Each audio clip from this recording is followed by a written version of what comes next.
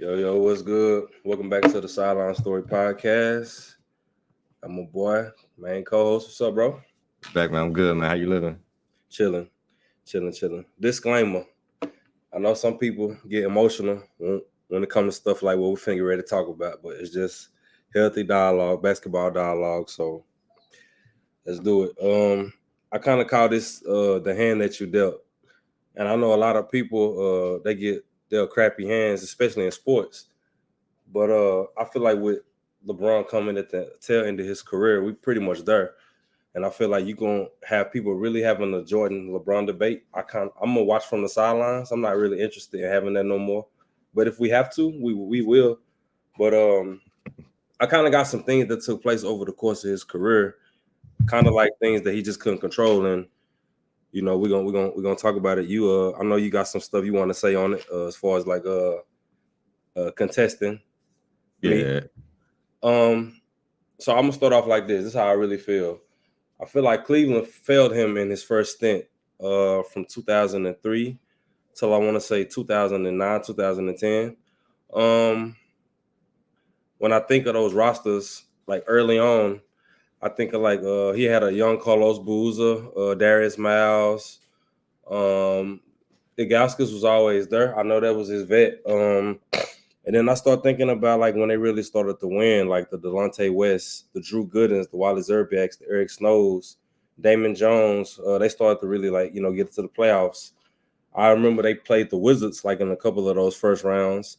It was the infamous LeBron walk up to Gilbert at the free throw line, and Gilbert ended up missing a free throw. And then like started going up again another tier where they winning like 60 games a year. You got Mo Williams, Varejao, Ilgauskas. You got Booby, you got Mo Williams, those Anthony Parker, Antoine Jameson, Shaquille O'Neal for a stint, JJ Hickson. The best player that you get is Mo Williams.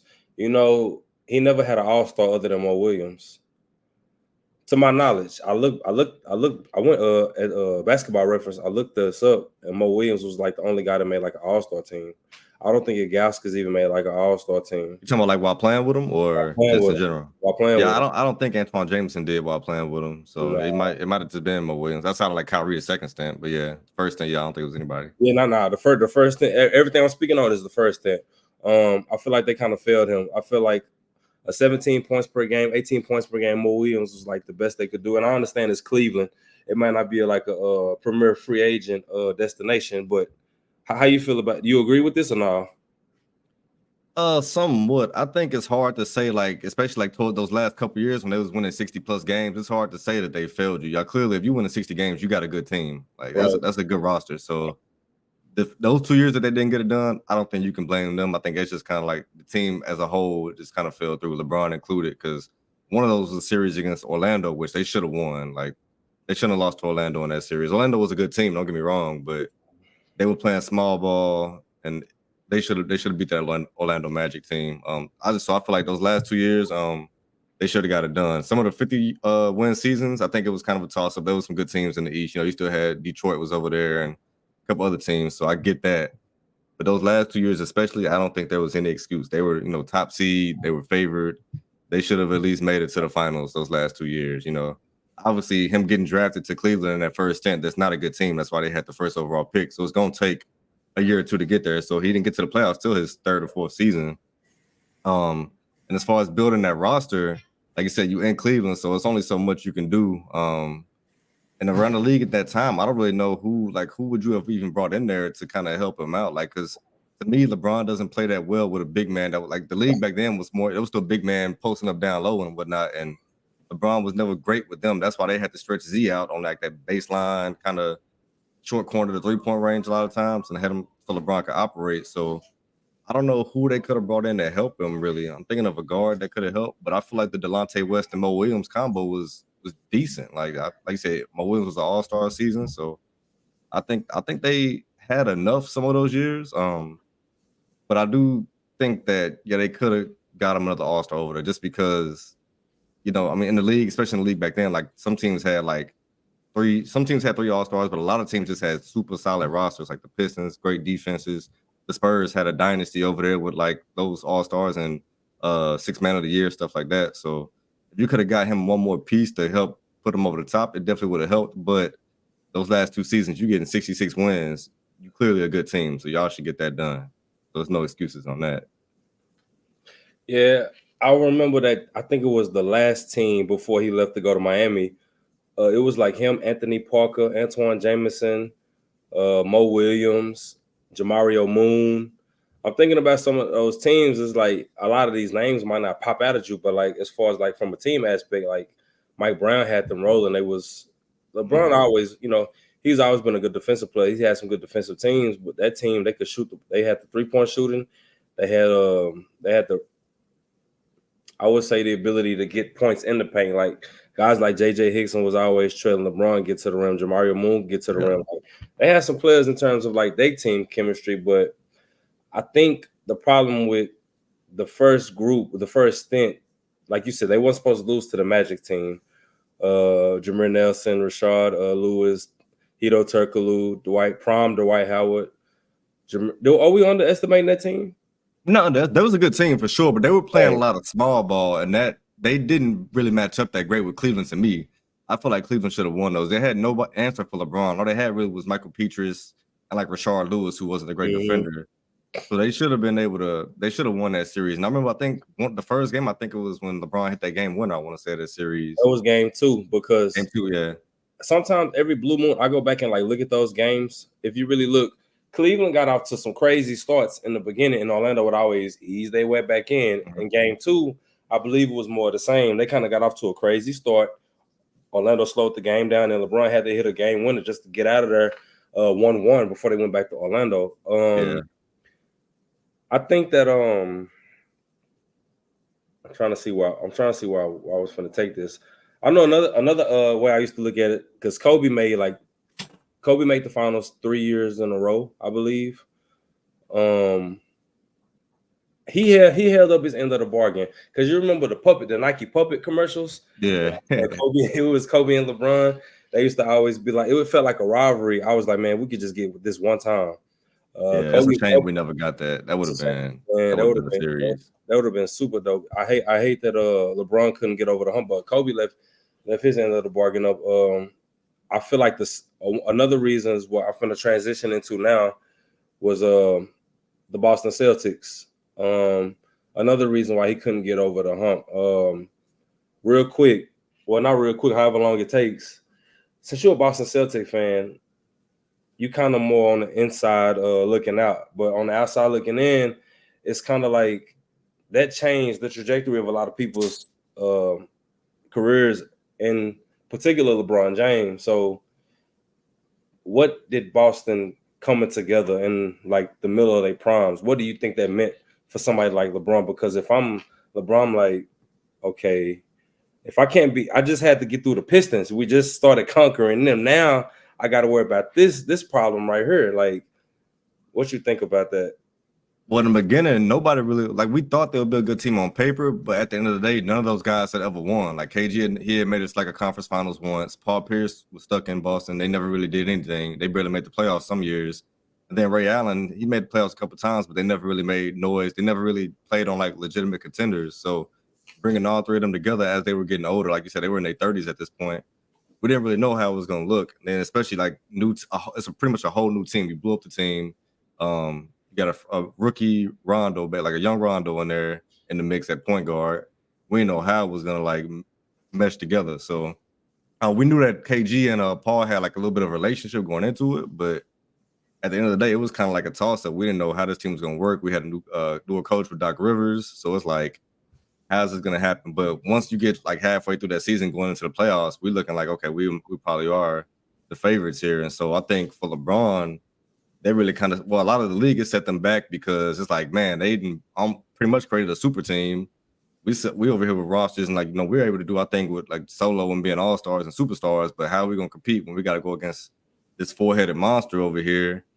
And especially they all locked down on the contract. What are we going to do? So I think that's when you saw like the moves to Miami and other players linking up to try and combat what, these teams was doing. So it was a great time, but like in the beginning, like as a Celtics fan, like I didn't know what was gonna happen. I just knew it couldn't be any worse than what we had been going through the past couple seasons. So I was optimistic, but yeah, it was a good time for sure.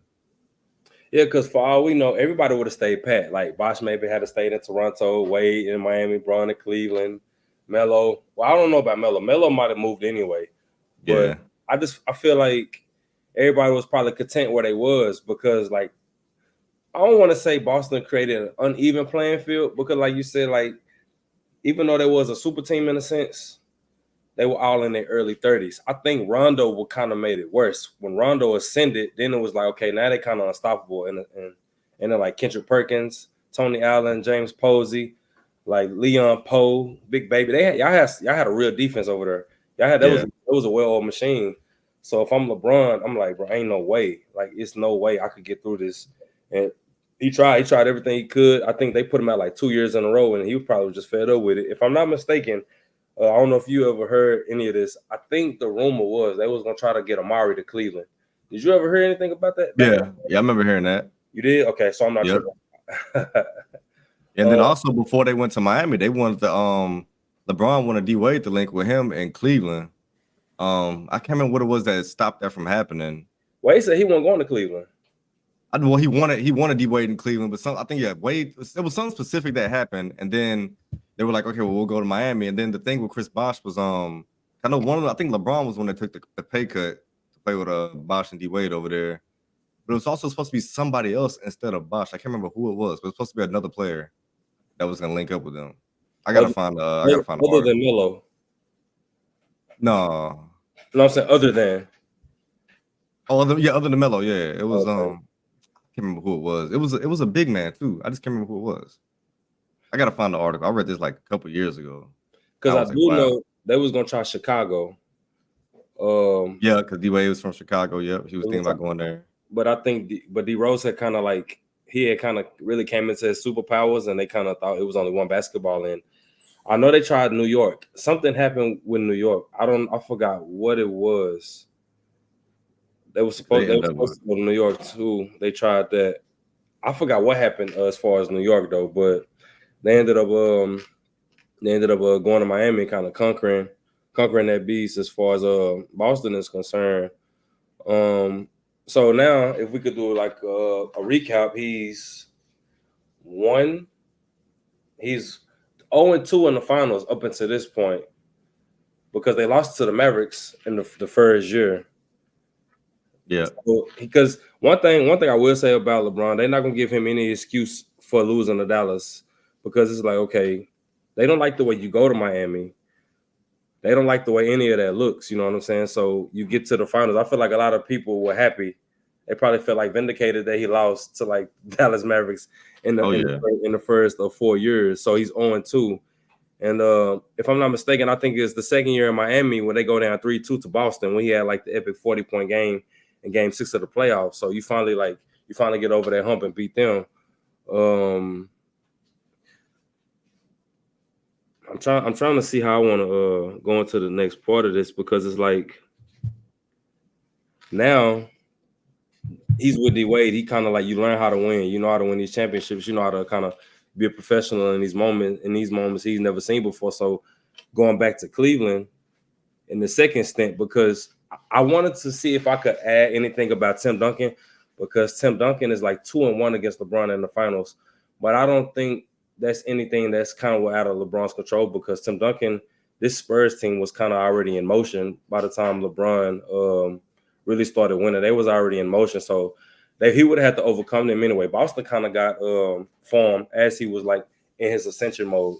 Yeah, so I will say that like there was a story where LeBron said that after that last finals that he lost to Miami to San Antonio, he said that no matter what he was going to be going back to Cleveland. I think that's bullshit. I think if you win that championship there, there's no way you pass up on a chance to four-peat. There's no way you pass up on that chance because they had won 2 in a row. Then if they would have won that one, that would have been a 3-peat. So there's no way you pass up on a chance to 4-peat. So I know he says that it was already made up. It would have been 4-peat. That would have been 4-peat, right? Yeah. So I know he said that either way he was going back to Cleveland. I don't buy that. I think if you win 3 in a row, you going to try for the 4-peat. No matter. I don't believe him saying like Cleveland was already set in stone. So at the tail end of this run, it's like D Wade isn't really. You kind of see like the trail of breadcrumbs. D Wade was kind of breaking down. He wasn't really like the same. I think peak D Wade was like 08, 09, something like that. I think he was averaging like 29, 30 points a game. This is right before the big three in Miami had formed. D Wade was like second best shooting guard in the league. Some nights he probably felt like the first one. No Yeah. disrespect. But he goes back to Cleveland. Do you think before he went back, you looking at it like it's Kyrie there, I got the young boy, they're gonna get the first pick. We could probably you think this was already like in motion? Or a lot of that Yeah, was I think fly? I think once they lost is when they put it in motion. So he seen they had that top pick, and you're like, well, if I can convince them to trade that pick and get me another star over here instead of having to play with it, because I mean we knew Wiggins was gonna be the top pick, and they both played the same position. They both played the three, so we knew that LeBron they weren't gonna be able to play together. So he's like, well, if we can get them to trade that pick, go get me another star, which ended up being Kevin Love. I'm looking at a situation where I might be able to bring a ring to Cleveland. I got Kyrie, I got a big, and I got myself. That's a damn good trio right there. Especially that Kevin Love at that time was a top 10 NBA player. He was averaging like 25 and 12 or something, like going crazy. So A lot of people um, don't remember. I don't think a lot of people remember Minnesota Kevin Love, bro. It was yeah, I'm telling you, he was a bigger body. He was down low, banging with people, and he could still shoot the three if he needed to. Like Kevin Love back then was the guy. So like that roster on paper, if I'm LeBron, I'm looking at that. I'm like, oh, this is gonna be perfect. Like I get to play with I get to go from playing with no all stars my first couple years in Cleveland to playing with two bona fide all stars. Like it's a completely different story. So he was licking his chops to get back over there. because another thing about Kevin Love too, this was before he had to adjust his style of play to play with another alpha because Kevin Love was Mr. Do Everything in Minnesota. He was like it felt like he had more body fat on him a little bit, but I feel like in Cleveland he kind of trimmed everything down because in this team, LeBron they like to run, Yeah. there'd be a lot of transition. He had to really focus his game more towards like being a stretch four. So you get back to you get back to Cleveland, and I feel like now number 3 on the list. Now, the emergence of Golden State, I feel like that's something that they were inevitable, especially after they got Kevin Durant. But Mm-hmm. beforehand, he goes to Cleveland. He plays Golden State year one. Love, Kyrie both go down. Um, Ended up losing in like 6. Year 2, he gets back. They go down 1-3 and come back 4-3.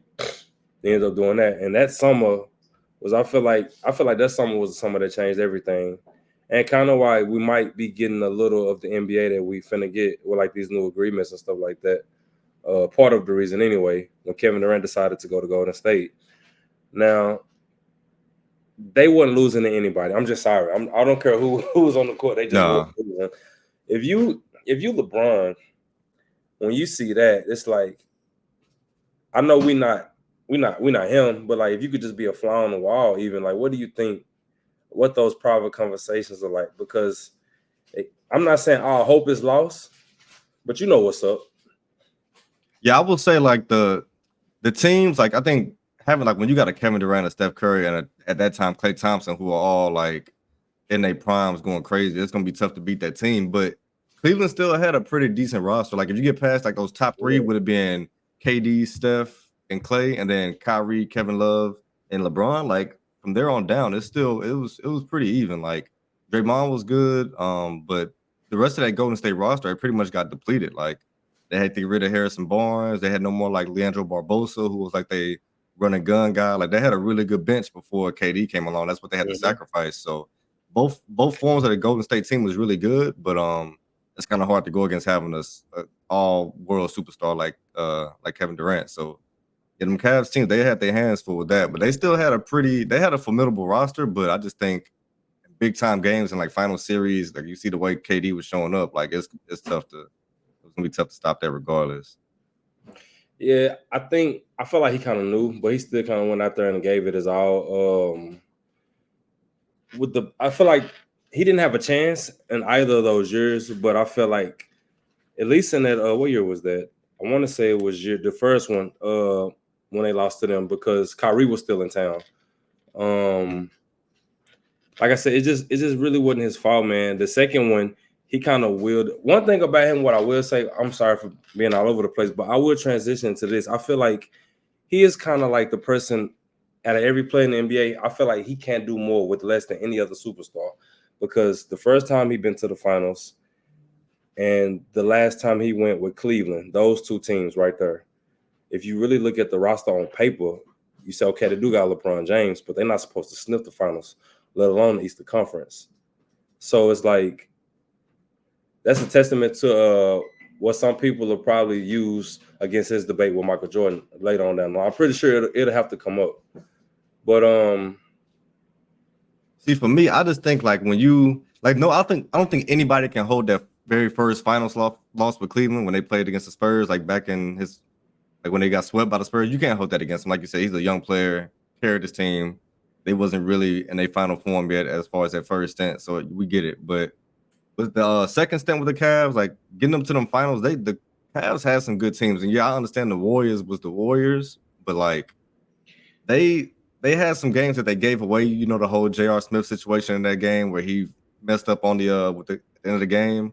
So they had some situations where they could win some games, and that changes momentum. That changes everything in the series. That can like deflate you right there. So you can't blame LeBron for that. You know, that's JR out there being high, whatever he is, not paying attention. But like some of these series, I'm not just gonna say I'm not gonna just chalk it up to the other team was better because we've seen better teams lose in a series before. Like facts. you got the right scheme, the right coach, the right personnel to kind of negate some of the things they're doing, which I know is gonna be tough for Golden State because they got Steph and KD. But you can get some things done. Because we saw them have some competitive games. A lot of them games came down to the fourth quarter, and we just saw KD kind of take over. So I can't really say he didn't have a chance when I'm watching. You know, you got a chance to guard KD, and then you letting a soft Steph Curry pick kind of switch you off of him, and you guarding Steph now while KD got the ball. Like we saw that multiple times down the stretch of a game, and KD come down and hit 2 big 3-pointers when you should have been the one guarding them. So, you know, if you want to leave, I can't remember who the player was. You want to leave another player out there on the island with KD when you perfectly capable, you got to live with the ramifications of what he do to them. So I just think that he could have took the bull by the horn and kind of put his stamp on the game by locking down in those couple of moments on defense. I get like throughout the game, if you want to conserve your energy, like, you know, second, third quarter, you don't want to be guarding KD all game. Obviously, that's going to be draining. But those moments like that, fourth quarter, crunch time, do or die, I don't think there's no excuse to not be guarding KD because those couple games like completely flip the series. Like you go from being possibly up 2-1 to now it's 3-0. So I think he got to take a little bit of that blame. Yeah, it's crazy to say that because like you said, we got the perfect scheme and the right personnel. A la 04 Detroit Pistons, you know, I'm pretty sure the world had them losing to the Lakers, probably in a sweep or 4-1 max. They ended up taking that game in 5. I'm taking that series in 5. But I feel like with the Warriors, you take away Harrison Barnes and you insert Kevin Durant. I don't know if people remember down the stretch in 2016, Harrison Barnes missed a lot of critical open jumpers, like a lot of threes, a lot of twos. He missed a lot of those, and those are shots that Kevin Durant, you just can't leave him open on. So it felt like the one weakness that they had, Kevin Durant kind of came in and shored that up ASAP. So it's like, yeah, so that was pretty unbeatable. And around that time, a lot of teams was taking a lot of threes. Golden State had actually stepped in inside the 2-point range. They was taking twos even when everybody else was taking threes, and they still had the best 3-point shooting personnel in the league. So with that being said, Cash brought up something. Shout out Cash. He felt like Kyrie leaving was something that it was kind of out of LeBron's control too. I don't really know. I mean, I do want to add it because I think it's interesting, but I kind of don't know how I want to, what take I want to make on that because it's like I don't really know what was on Kyrie's mind. I think he probably wanted his own team around this time, maybe. Yeah, I think the rumors were at the time that he felt like he wasn't being treated like the star of the team, which obviously LeBron James is the star of the team. But I think Kyrie should have still been treated like he should have been not. I mean, I would say he probably should have been treated equal to LeBron. Maybe not as far as like front office, like certain decisions and stuff, but as far as like accommodations being made, I guess the rumor was that LeBron James was getting a lot of accommodations at different hotels and this and that, and Kyrie felt like he wasn't getting them. And so I think it could have been prevented, but I don't think that LeBron can be completely at fault for Kyrie feeling that way. Yeah, LeBron could have went in and said, "Hey, let's treat him like this to appease him." But at the end of the day, if Kyrie really did just want to be a leader and do his own thing like he was doing before LeBron came back to Cleveland, then there's no way around it. He was just gonna have to leave. So if it come down to us picking Kyrie or LeBron, they're gonna pick LeBron every single time. So it's kind of a layered. It's hard to blame. Say LeBron could have stopped that from happening. So I can't really put the blame on that for him. But it's just like Kyrie. If it was really about just the accommodations and stuff, sure LeBron could have went in and said something. But I don't think that's really what it was at the end of the day. I think he just wanted to be separate and kind of want to try and lead his own team to something great. So probably nothing And LeBron could do in that situation. I think for the better part of his career, he's always been competitive. He's been to like 10, 11 NBA finals.